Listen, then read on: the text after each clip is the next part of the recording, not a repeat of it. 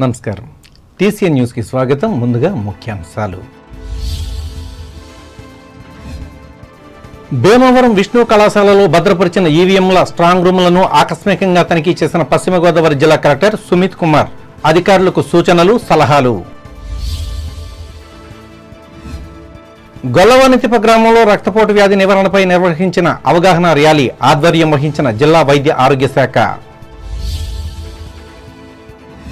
పాలకొల్లు నియోజకవర్గంలో అకాల వర్షాలతో మునిగిన ధాన్యం రాసులను పరిశీలించిన ఎమ్మెల్యే డాక్టర్ రామానాయుడు అన్నదాతను ఆదుకోవాలని ప్రభుత్వానికి విజ్ఞప్తి. తణుకులో ఘనంగా రక్తపోటు నివారణ దినోత్సవం, జాగ్రత్తలు పాటించాలని హితవు పలికిన వైద్య ప్రముఖులు రాజేష్. తణుకు ప్రభుత్వ ఆసుపత్రి సేఫ్ కేర్ సెంటర్లో నూతన ల్యాబ్ను ప్రారంభించిన సూపరింటెండెంట్ డాక్టర్ అరుణ, పాల్గొన్న ఏఆర్టీ వైద్యులు, సిబ్బంది. రాజమండ్రి నన్నయ్య యూనివర్సిటీలో భద్రపరిచిన తూర్పుగోదావరి జిల్లా ఈవీఎంలు వెల్లడించిన కలెక్టర్ మాధవీలత. అంబేద్కర్ కోనసీమ జిల్లాలో పటిష్టవంతమైన ఏర్పాట్లతో ఓట్ల లెక్కింపు కేంద్రాలను పరిశీలించి ప్రకటించిన కలెక్టర్ హిమాంశు శుక్లా. ఉత్తమ జీవన విధానం ద్వారా మెరుగైన ఆరోగ్యం, అమలాపురం మండలం వేమవరంలో ప్రజలకు హితవు పలికిన జిల్లా వైద్య ఆరోగ్య శాఖ అధికారి డాక్టర్ దుర్గారావు దొర. ఈవీఎంలను భద్రపరిచిన స్ట్రాంగ్ రూముల వద్ద గట్టి భద్రతా ఏర్పాట్లు ఏలూరులో వివరించిన కలెక్టర్ ప్రసన్న వెంకటేష్. కుక్కునూరు మండలంలో కలుషిత నీరు తాగి 2 మృతి, ఆందోళన చెందుతున్న గ్రామాల ప్రజలు. భీమవరం విష్ణు కాలేజీలో భద్రపరిచిన ఈవీఎంల స్ట్రాంగ్ రూములను జిల్లా ఎన్నికల అధికారి జిల్లా కలెక్టర్ సుమిత్ కుమార్ శుక్రవారం ఆకస్మికంగా తనిఖీ చేశారు. అలాగే భద్రతా అధికారులతో సమీక్షించి తగు సూచనలు ఇచ్చారు. పరిశీలన అనంతరం స్ట్రాంగ్ రూముల వద్ద ఏర్పాటు చేసిన సందర్శకుల పుస్తకంలో ఆయన సంతకం చేసి భద్రతా అధికారులతో మాట్లాడారు. స్ట్రాంగ్ రూములు భద్రతా దృష్ట్యా అనుమతులు లేని ఏ ఒక్కరిని స్ట్రాంగ్ రూముల ప్రదేశానికి అనుమతించవద్దని, ఐడి కార్డులు కలిగిన వ్యక్తులకు సంబంధించి ఐడి కార్డును, వ్యక్తులను పూర్తిగా తనిఖీ చేసిన మీదటే నిర్దేశించిన ప్రాంతం వరకు మాత్రమే అనుమతించాల్సి ఉంటుందని స్పష్టం చేశారు. ఏ ఒక్కరికి సెల్ ఫోన్ తీసుకువెళ్లడానికి అనుమతి లేదని, అనుమతి ఉన్న వ్యక్తుల వద్ద నుండి కూడా సెల్ ఫోన్ డిపాజిట్ చేసుకుని మాత్రమే అనుమతించాలన్నారు. కలెక్టర్ వెంట జిల్లా రెవెన్యూ అధికారి జె ఉదయభాస్కరరావు, పోలీసు అధికారులు ఉన్నారు.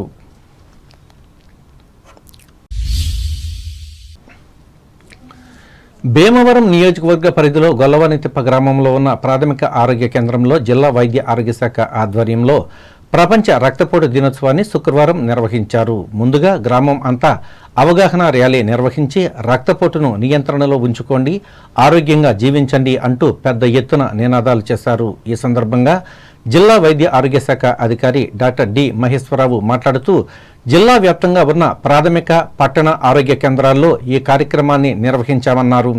ఆరోగ్యంగా జీవించాలంటే క్రమం తప్పకుండా దగ్గరలో ఉన్న ఆరోగ్య కేంద్రానికి వెళ్లి ఎప్పటికప్పుడు రక్తపోటును పరీక్షించుకోవాలని ఉద్బోధించారు.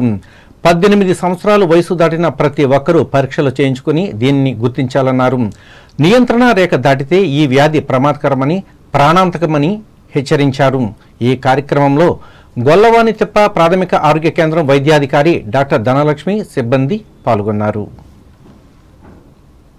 వైద్యాధికారుల సూచనల మేరకు నా జీవన శైలిలో మార్పులు చేసుకుంటూ అనగా ఆరోగ్యకర ఆహారపు అలవాట్లు, నా జీవన శైలిలో మార్పులు చేసుకుంటూ అనగా ఆరోగ్యకర బీపీ చెక్ చేయించుకోండి, బీపీ చెక్ చేయించుకోండి, బీపీ చెక్ చేయించుకోండి, బీపీ చెక్ చేయించుకోండి.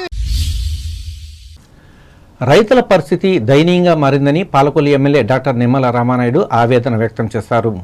మండలంలో కురిసిన భారీ వర్షంతో తడిచిన ధాన్యం రాసులను ఆయన శుక్రవారం పరిశీలించి మాట్లాడారు. రహదారుల వెంబడి పొలం గట్లపై ఉన్న రాసులు రైతుల కష్టాలను స్వయంగా చూసి చలించారు. కోత కోసిన ధాన్యాన్ని బస్తాల్లో తూకం తూసి ట్రాక్టర్పై ఎగుమతి చేస్తున్న పనుల్లోనూ రైతు కూలీలతో కలిసి శ్రమించారు. ఎమ్మెల్యే వెంట తెలుగు రైతు నాయకులు ఉన్నారు. అసలు చాలా సరిపల్లి రోడ్డుకి వెళ్ళాం మేము. ఎక్కడున్నాయి అందుకని ధాన్యం అలా ఉంటాయి, ఎలాగవుతున్నాయి. రైతు ఎక్కడ ఓపుకుంటున్నాడు. మీరు రోజుని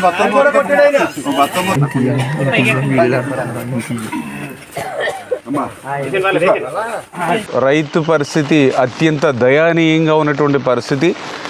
ఏదైతే ఈవేళ ఈ అకాలమైనటువంటి వర్షం ఏదైతే మొదలైందో దీంతో పెనం మీద ఉన్నటువంటి రైతు పరిస్థితి పొయ్యిలో పడినట్టు అయినటువంటి స్థితి. ఏదైతే ఇప్పుడు ధాన్యం కోతలు కోసి 10 రోజులైంది, కానీ సంచులు లేక ఆ ధాన్యం రాసులు అట్లానే చాలగొట్ల మీద పొంతల రోడ్ల మీద నిలబడిపోయినటువంటి పరిస్థితి. అదేవిధంగా మరి ఏదైతే సంచులు కూడా చాలా పెద్ద పెద్ద బెజ్జాలతోటి అసలు ఆ ధాన్యం పట్టడానికి కూడా వీలు లేనిటువంటి పరిస్థితి. మూడవది, మనం ధాన్యం కష్టపడి సంచులు తెచ్చుకుని పట్టినా కూడా మరి ఆన్లైన్లో ఏదో ఒక మిల్లుకి చూపించడంతో వెళ్తే అన్ని లారీలు ఆ మిల్లుకి వెళ్ళిపోతున్నాయి. దాంతో వాళ్ళు ధాన్యం దింపుకోవాలంటే 2 రోజులు 3 రోజులు ఆ మిల్లు దగ్గర పడుతుంది. కొన్ని మిల్లులు చూస్తే ధాన్యం లేకుండా ఖాళీగా ఉంటూ ఉన్నాయి. ఇట్లా రైతు పరిస్థితి అత్యంత దారుణంగా దయనీయంగా 6 కాలం కష్టపడి పంట పండిస్తే. ప్రపంచ అధిక రక్తపోటు నివారణ దినోత్సవాన్ని తణుకులో శుక్రవారం నిర్వహించి ఈ అంశంపై అవగాహన కలిగించారు. ఈ సందర్భంగా TCN ప్రత్యేక కథనం అందిస్తుంది. ప్రపంచవ్యాప్తంగా ఈ సమస్య అధికంగా ఉండడంతో ప్రపంచ ఆరోగ్య సంస్థ స్పందించి 2005 సంవత్సరంలో అధిక రక్తపోటు నివారణ దినోత్సవాన్ని నిర్వహించాలని పిలుపునిచ్చింది. అప్పటి నుంచి మే 17వ తేదీన ఈ దినోత్సవాన్ని అన్ని దేశాల్లోనూ జరుపుకోవడం ఆరంభించారు. అధిక రక్తపోటు గుండె జబ్బుకు దారితీస్తుంది. మానవ శరీరంలో సైలెంట్ కిల్లర్గా ఉన్న ఈ రోగాన్ని ఆధునిక అంటువ్యాధిగా వైద్యశాస్త్రం పేర్కొంది. మిగిలిన వ్యాధుల మాదిరిగా సంకేతాలు, లక్షణాలు ఈ వ్యాధిలో కనపడవు. వైద్య పరీక్షల ద్వారా తెలుసుకుని అవసరమైన జాగ్రత్తలు తీసుకోవాలని వైద్యులు చెబుతున్నారు. ఇందులో భాగంగా పట్టణానికి చెందిన ప్రముఖ మధుమేహ వైద్య నిపుణులు మోగంటి రాజేష్ మాట్లాడుతూ ప్రతి ఒక్కరూ క్రమం తప్పకుండా వ్యాయామం చేస్తూ ఆహార నియమాలను పాటించాలని సూచించారు. ఈరోజు ప్రపంచ హైపర్ టెన్షన్ దినోత్సవం. అంటే హైపర్ టెన్షన్ అనగా బీపీ, అధిక రక్తపోటు గురించి మనం కొన్ని విషయాలు తెలుసుకుందాం. ఇందులో చాలామందికి అపోహ, బీపీ ఎంతకన్నా ఎక్కువ ఉంటే బీపీ అంటారు. 140/90 కన్నా ఎక్కువ ఉంటే బీపీ మనం నిర్ధారించవచ్చు. ఈ ఫస్ట్ టైమే డాక్టర్ దగ్గర రాగానే చాలామందికి బీపీ ఉందని చెప్పి మందులు పెట్టే అవకాశాలు చాలామందికి ఉంటుంది. దానికి ఏంటంటే ఫస్ట్ బీపీ అనేది ఎలా నిర్ధారించాలంటే 2-3 సార్లు కన్నా ఎక్కువ చెక్ చేసి దాంట్లో యావరేజ్ తీసి దాన్ని బట్టి అప్పుడు మనకి బీపీ ఉందని చెప్పాలి. బీపీ కారణాలు ఏంటి? మనం ఇప్పుడు జీవనశైలి మార్పుల వల్ల ఎక్కువ తరచుగా ఇంటర్నెట్ చూడడం, ఫిజికల్ యాక్టివిటీ అంటే వ్యాయామం తక్కువ ఉండడం, అధిక బరువు ఉండడం, వీటి వల్ల బీపీ అనేది ఈ మధ్యన ఎక్కువ అవుతుందండి. చిన్న వయసులోనే బీపీ వస్తుంది. బీపీని కంట్రోల్ చేయడానికి ఏమేమి ఫుడ్లు తీసుకోవాలని అడుగుతారు. అందులో ఫుడ్లో ముఖ్యమైనటువంటిది ఉప్పు ఎంత తీసుకోవాలనేది మనం తెలుసుకుందాం. 5 గ్రాముల కన్నా తక్కువ ఉప్పు తీసుకోవాలి. అంటే సింపుల్గా ఒక 5 గ్రాములు అంటే 1 టీ స్పూన్, అంతకన్నా తక్కువ తీసుకోవాలి. నెక్స్ట్, ఉప్పు ఎక్కువ ఉండేది ఎక్కడంటే పచ్చళ్ళలోను, ప్యాకెట్ ఫుడ్లోను స్టోర్ చేయడం కోసం ఉప్పు వాడతారు. సో స్టోర్ చేసే ఫుడ్స్ అన్నిటిని అవాయిడ్ చేయడం బెటర్. నెక్స్ట్, వ్యాయామం ఎంతసేపు చేయాలని అడుగుతారు. 150 నిమిషాలు, వారానికి 150 నిమిషాలు మినిమం చేయాలని. అంటే అట్లీస్ట్ డైలీ రోజుకి ఒక 30 నిమిషాలు చొప్పున ఒక 5 రోజులైనా వారానికి ఒకసారి వాకింగ్ కానీ, జాగింగ్ కానీ, యోగా కానీ గట్రా చేస్తే మంచిదండి. నెక్స్ట్, డైట్లో ఏం ఆయిల్ ఏం తీసుకోవాలంటే రెగ్యులర్గా ఫ్రైడ్ ఫుడ్స్ అవాయిడ్ చేయాలి. మళ్ళీ వాడే ఆయిల్స్ని అవాయిడ్ చేయాలండి. ఇది కనుక మనం పాటించగలిగితే మనం బీపీ నుంచి దూరంగా ఉండొచ్చు. అట్ ద సేమ్ టైం నేను ఈరోజు స్పెషల్గా మీ ముందుకు ఎందుకు వచ్చానంటే, చిన్న వయసులో బీపీలు అనేది కొంతమందికి కారణాలు ఉంటాయి. 95% బీపీలకి కారణాలు ఉండవండి. చాలా సైలెంట్గా ఏ కారణం ఉండదు. చాలామందికి జస్ట్ అలా వచ్చి బీపీ చెక్ చేసుకుని కానీ బీపీ ఎక్కువ ఉంటుంది. ఆ 5% మందికి ఎవరంటే చిన్న వయసులో బీపీ వచ్చిన వాళ్ళు ఎవరైతే ఉన్నారో వాళ్ళు మీ దగ్గరలో ఉన్న డాక్టర్ గారిని సంప్రదించి దానికి కారణం ఏంటో తెలుసుకుని కంట్రోల్ చేసుకోగలిగితే మీ ఆరోగ్యం, మీ గుండె, మీ బ్రెయిన్, మీ కిడ్నీలు, మీ కళ్ళు అనేది చాలా కాపాడుకోవచ్చు. అండ్ మీ లైఫ్ స్పాన్ కూడా పెంచుకోవచ్చు. నమస్కారం. తణుకు ప్రభుత్వ ఆసుపత్రికి చెందిన సేఫ్ కేర్ సెంటర్లో మనిషి తెల్ల రక్త కణాల సంఖ్యను కొలిచేందుకు దోహదపడే CD4 ల్యాబ్ను ఆసుపత్రి సూపరింటెండెంట్ డాక్టర్ వెలగల అరుణ శుక్రవారం ప్రారంభించారు. ఈ సందర్భంగా ఆమె మాట్లాడుతూ దీనివల్ల కలిగే ప్రయోజనాలను వివరించారు.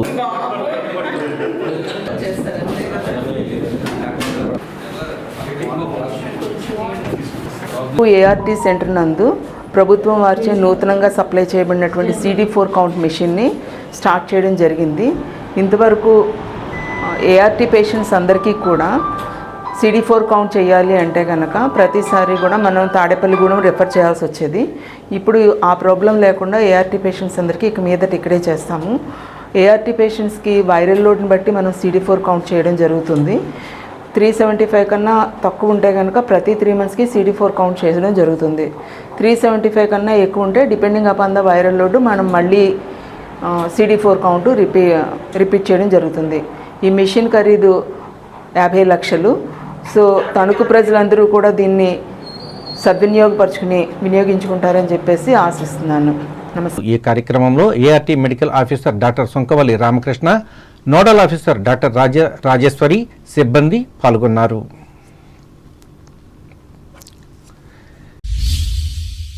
ఇరగవరం మండలం తూర్పు విప్పరు గ్రామానికి చెందిన తెలుగుదేశం, జనసేన, బీజేపీ కార్యకర్తలు తణుకు అసెంబ్లీ దేశం అభ్యర్థిగా పోటీ చేసిన ఆరిమిల్లి రాధాకృష్ణను శుక్రవారం ఆయన ఇంటి వద్ద కలిసి అభినందించారు. ప్రతిష్టాత్మకంగా జరిగిన ఈ ఎన్నికల్లో ఆరిమిల్లి గెలుపొందడం ఖాయమని వారు ధీమా వ్యక్తం చేస్తూ నినాదాలిచ్చారు. గ్రామ మాజీ సర్పంచ్ ఆకేటి నరసింహారావు ఆధ్వర్యంలో జరిగిన ఈ కార్యక్రమంలో ఈ పార్టీల నాయకులు ఆకేటి కాశీ, కె శ్రీను, జడ్డు నరసింహమూర్తి, ఆకుల చిన్ననాగేశ్వరరావులు పాల్గొన్నారు. ప్రకటనలు.